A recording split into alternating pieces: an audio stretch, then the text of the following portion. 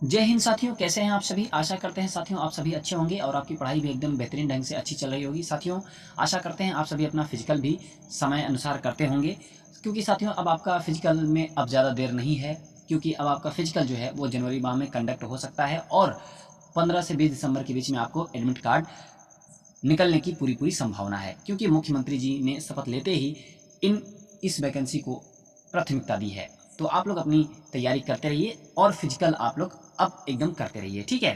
तो चलिए स्टार्ट करते हैं साथियों वीडियो को। आज का जो टॉपिक होने वाला है साथियों, वो झारखंड पुलिस कांस्टेबल 2024 में जो हिंदी का पेपर नंबर 2 पूछा जाता है साथियों, जिसमें कि 50 प्रश्न पूछे जाते हैं और एक प्रश्न 3 नंबर का, तो 150 नंबर का यह प्रश्न पत्र बनता है साथियों। उसी का प्रैक्टिस सेट नंबर 59 है। इसके पहले आप लोगों ने 58 प्रैक्टिस सेट ऑलरेडी प्रोवाइड करवाई जा चुकी है, तो आप लोग जाके वीडियो देख सकते हैं साथियों और अपनी तैयारी का अंदाजा भी लगा सकते हैं। तो चलिए स्टार्ट करते हैं वीडियो को साथियों। पहला प्रश्न है, त्रिवेणी शब्द में त्र वर्णों के योग से बना है। ती धन र, त धन र, त धन र, त धन र। त्रिवेणी शब्द में जो त्र है वो किन वर्णों के योग से बना है? तो साथियों आपका जो राइट आंसर बनेगा वो त धन र, माने आधा त धन र से बना है त्र, ठीक है। त्रिवेणी शब्द में त्र जो है आधा त और र वर्णों के योग से बना है साथियों, इसलिए यहाँ पे त्र हो जाएगा। उसने मुझसे कहा, मैंने आज एक मशीन खरीदी है। उक्त वार्तालाप में किस प्रकार विराम चिन्ह की कमी या त्रुटि है? तो किस विराम चिन्ह की कमी या त्रुटि है साथियों? Option number A, option number B, option number C, option number D. तो बताइए साथियों किस प्रकार की त्रुटि है? तो ऑप्शन नंबर सी। साथियों इस चिन्ह का नाम जो है वो है अल्प विराम, ठीक है। क्या है? अल्प विराम की कमी है। और इस वाले चिन्ह को हम क्या बोलेंगे? पूर्ण विराम बोलेंगे। क्या बोलेंगे? पूर्ण विराम है। और इस वाले चिन्ह को हम बोलेंगे पुनरुक्ति सूचक चिन्ह बोलेंगे। और इस वाले चिन्ह को, ऑप्शन नंबर डी को, हम बोलेंगे निर्देशक चिन्ह या डैश या फिर संयोजक चिन्ह या फिर समासिक चिन्ह। साथियों आप सभी को बता दें कि जो विराम चिन्ह के भेद होते हैं वो 20 होते हैं। किसके अनुसार? श्री कामता प्रसाद गुरु ने विराम चिन्ह कितने बताए हैं? 20 बताए हैं, ठीक है। तो विराम चिन्ह आपको आने चाहिए। किसी व्यक्ति की उक्ति कथन के पहले सदैव अल्प विराम चिन्ह का प्रयोग किया जाता है। अल्प विराम चिन्ह के प्रयोग के साथ वाक्य का शुद्ध रूप इस प्रकार होगा, उसने मुझसे कहा, मैंने आज एक मशीन खरीदी। तो ये क्या है? अल्प विराम है, ठीक है। अगला प्रश्न है साथियों, शुद्ध वर्तनी का चयन कीजिए। कुमुदनी, कुमुदनी, कुमुदनी या फिर कुमुदनी। तो क्या होगा शुद्ध वर्तनी का चयन?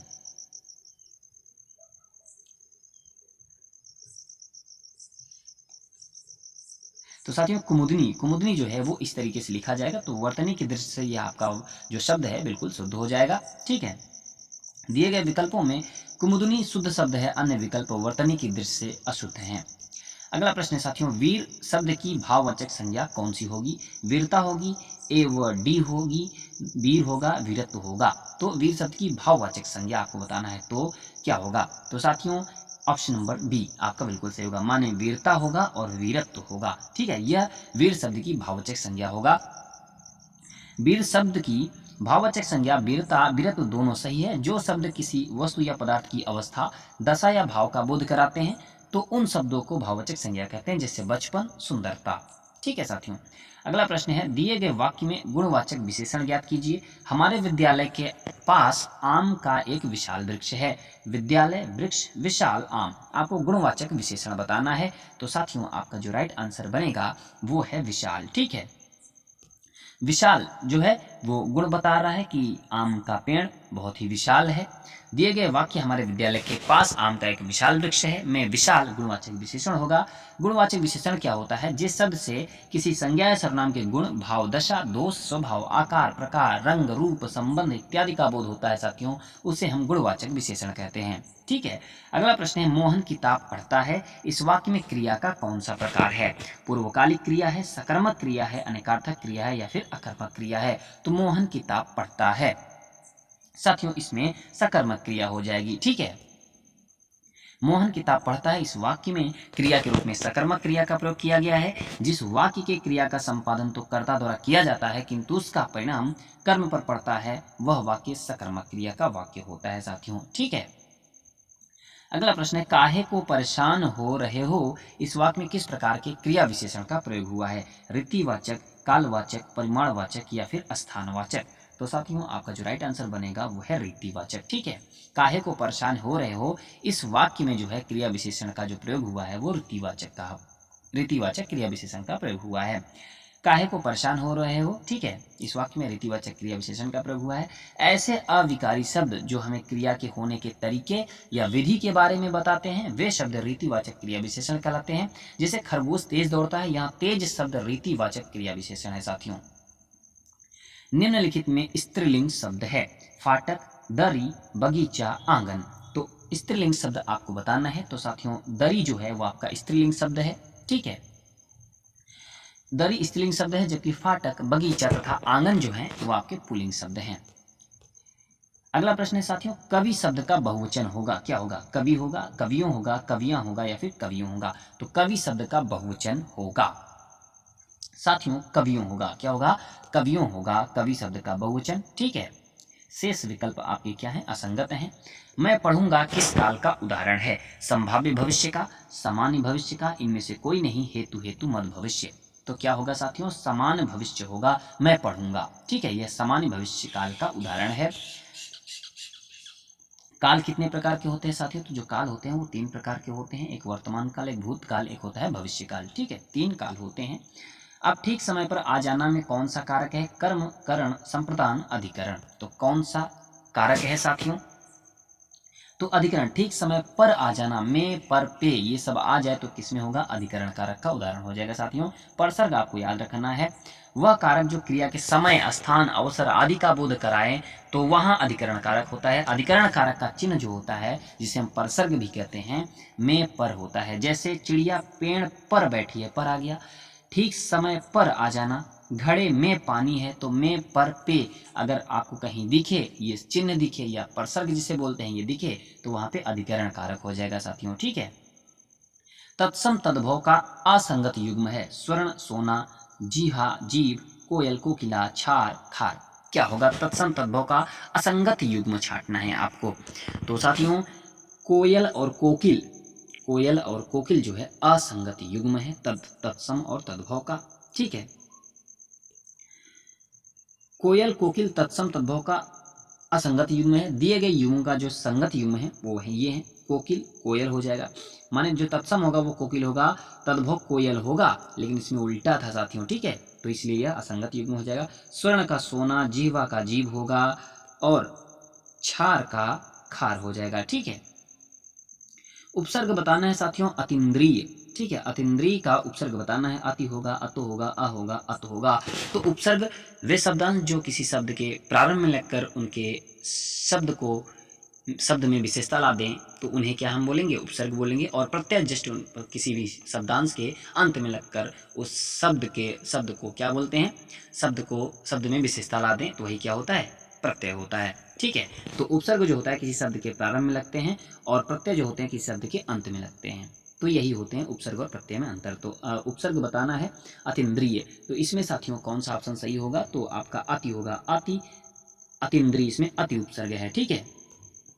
देखिए अतीन्द्रिय शब्द में अति उपसर्ग है। अति संस्कृत भाषा का उपसर्ग है जिसका अर्थ है अधिक, ऊपर, उस पार। अति उपसर्ग से निर्मित अन्य जो शब्द हैं वो इस प्रकार हैं: अतिकाल, अतिरिक्त, अतिशय, अत्यंत, अत्याचार, अत्युक्ति, अतिव्याप्ति, अतिक्रमण इत्यादि। सर्वज्ञ का विलोम कौन सा है? बहु, कृतज्ञ, अभिज्ञ, अल्पज्ञ। तो सर्वज्ञ का विलोम आपको बताना है साथियों। तो अल्पज्ञ, सर्वज्ञ का जो विलोम होगा वो अल्पज्ञ होगा। सर्वज्ञ का विलोम अल्पज्ञ होगा साथियों। कुछ विलोम शब्द हैं। सर्वज्ञ का अल्पज्ञ, अभिज्ञ का अनभिज्ञ होता है, कृतज्ञ का कृतज्ञ होता है, संकीर्ण का विस्तीर्ण होता है, ठीक है। निम्नलिखित में से पर्यायवाची शब्द की दृष्टि से असंगत युग्म आपको छांटना है। बादल, जलधर, मेघ, वारिद, हाथी, गज, हस्ती, केसरी, ग्रह, घर, निकेतन, आलय, सूरज, सूर्य, भानु, दिनकर। तो असंगत युग्म जो होगा साथियों वो आपका हाथी, गज, हस्ती, केसरी होगा, ठीक है। हाथी, गज, हस्ती, केसरी पर्यायवाची की दृष्टि से असंगत युग्म है। केसरी जो है साथियों सिंह का पर्यायवाची शब्द है। शेष विकल्पों के शब्द जो है युग्म संगत हैं। तो केसरी सिंह का पर्यायवाची हो जाएगा, हाथी का नहीं, इसलिए यह ऑप्शन बिल्कुल आपका असंगत हो जाएगा। अगला प्रश्न है इनमें से कौन सा शब्द घट शब्द का अर्थ नहीं है? मन, शरीर, घड़ा, समूह। तो घट शब्द का अर्थ नहीं है। तो साथियों समूह जो है वो घट शब्द का अर्थ नहीं है, बाकी मन, शरीर, घड़ा है। दिए गए विकल्पों में समूह शब्द घट शब्द का अर्थ नहीं है। घट एक अनेकार्थी शब्द है जिसके अनेकार्थक शब्द इस प्रकार हैं: घड़ा, किनारा, हृदय, कलश, शरीर, कम आदि। अगला प्रश्न है साथियों, किस विकल्प में शब्द युग्म का अर्थभेद सही नहीं है? तो सही नहीं है उसे बताना है। देखिए, एक तरफ शब्द युग्म है, एक तरफ अर्थभेद है। तो बलि, बलि का जो अर्थ होता है वो बलवान गाय, क्या ये ऑप्शन सही है? नागर, नगर, नगर में रहने वाला शहर। कुल, कुल, वंश, नदी का किनारा। अनल, अनिल, अग्नि, पवन। तो कौन सा ऑप्शन सही होगा साथियों? तो आपका जो राइट आंसर बनेगा वो है बलि और बलि। यह जो है असंगत है, ठीक है, क्योंकि बलि का जो अर्थ होता है वो बलवान नहीं होता और बलि का जो अर्थ होता है वो गाय नहीं होता। तो साथियों ए ऑप्शन बिल्कुल आपका राइट आंसर हो जाएगा। ये देखिए, ऑप्शन नंबर ए आपका बिल्कुल राइट हो जाएगा। अब देखिए क्या होगा उसका अर्थ। साथियों, बलि का जो अर्थ होता है वो वीर होता है और बलि का जो होता है बलिदान होता है, ठीक है। अगला प्रश्न है, जिसका मूल्य न आंका जा सके वाक्यांश के लिए प्रयुक्त होने वाला एक शब्द क्या होगा? अमूल्य, बहुमूल्य, मूल्यवान, मूल्यहीन। तो जिसका मूल्य न आंका जा सके उसे हम क्या बोलेंगे साथियों? उसे हम बोलेंगे अमूल्य, ठीक है। अगला प्रश्न है, निम्नलिखित प्रश्न में 4 विकल्पों में से उस विकल्प का चयन करना है जो दिए गए शब्द के सही संधि विच्छेद का विकल्प हो, इत्यादि। अब किससे बना है? इत धन यदि, इति धन आदि, इत धन आदि, इति धन आदि। क्या होगा आपका राइट आंसर साथियों? तो इति धन आदि, इति धन आदि बराबर बनेगा इत्यादि, ठीक है। यह संधि विच्छेद आपका जो है बिल्कुल सही होगा। इति धन आदि होगा, जब ई और अ मिलता है तो ई और अ क्या बन जाता है? यह बन जाता है, ठीक है। तो इत्यादि हो गया। तो साथियों इत्यादि का जो संधि विच्छेद होगा वो इति धन आदि होगा। इसमें यण संधि है, यदि छोटी बड़ी छोटा उ बड़ा री के बाद कोई भिन्न स्वर आ जाए तो ई का य हो जाता है, उ का व हो जाता है और री का र हो जाता है साथियों, ठीक है। निम्नलिखित में से कौन सा शब्द द्विगु समास का उदाहरण है? दशानन, सन्मार्ग, नीला पीला, तिमाही।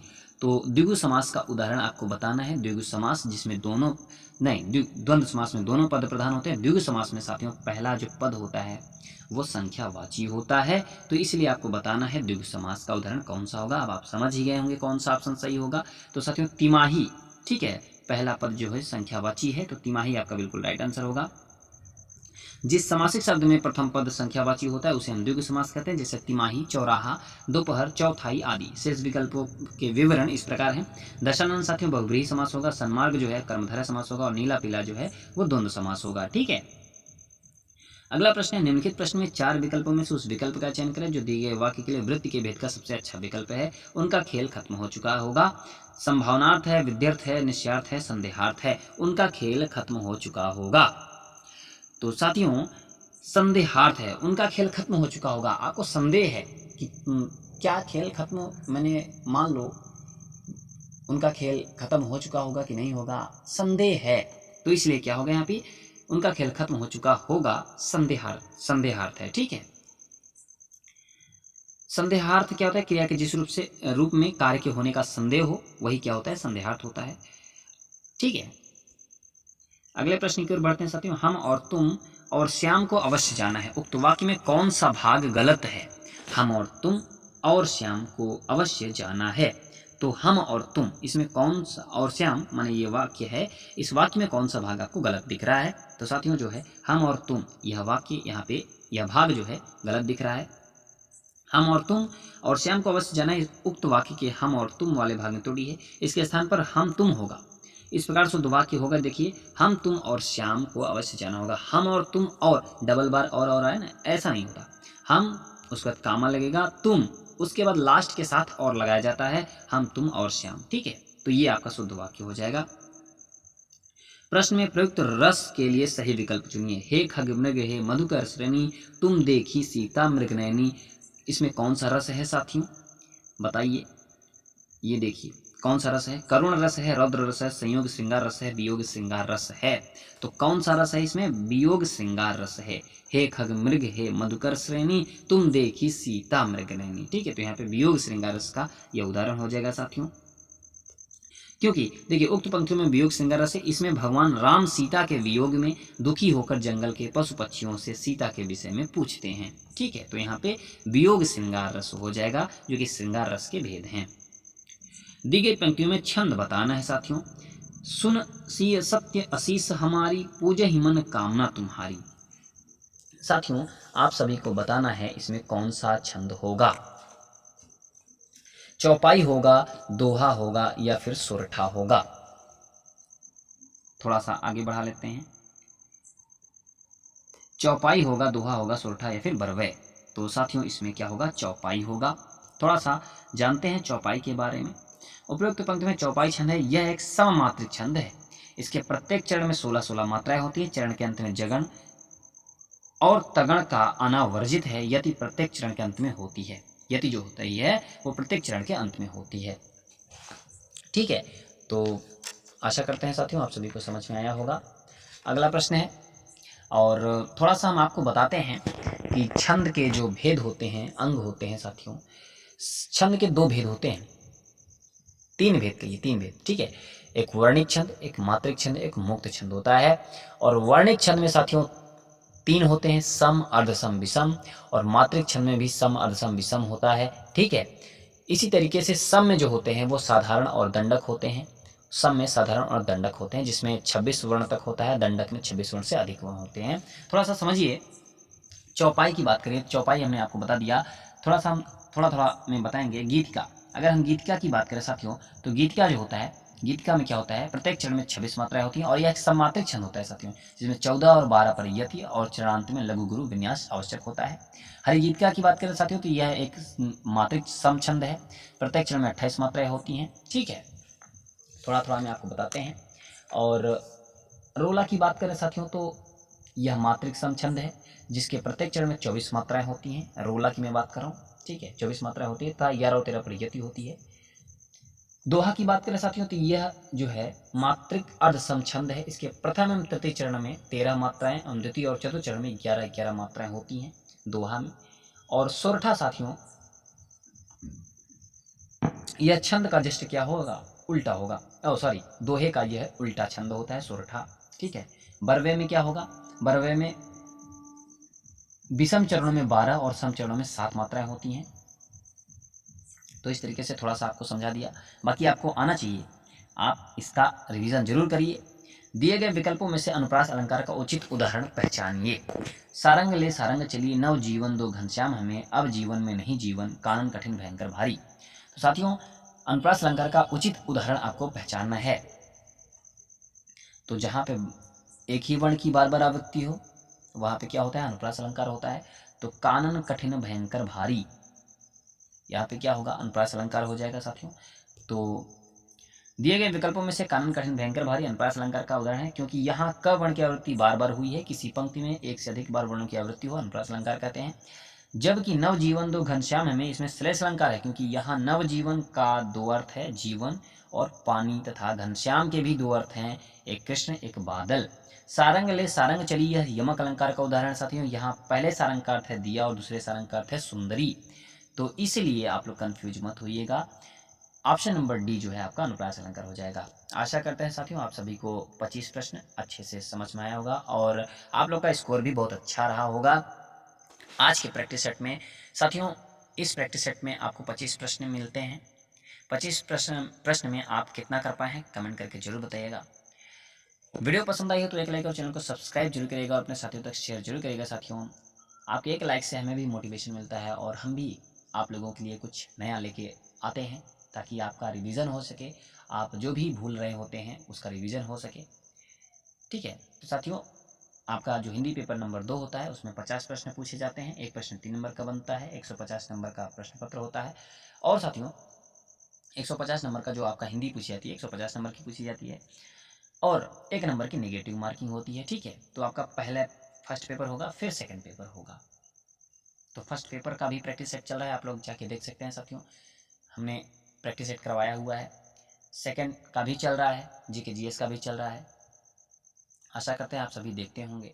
तो साथियों, तब तक मिलते हैं अगली वीडियो के साथ। तब तक के लिए नमस्कार, जय हिंद।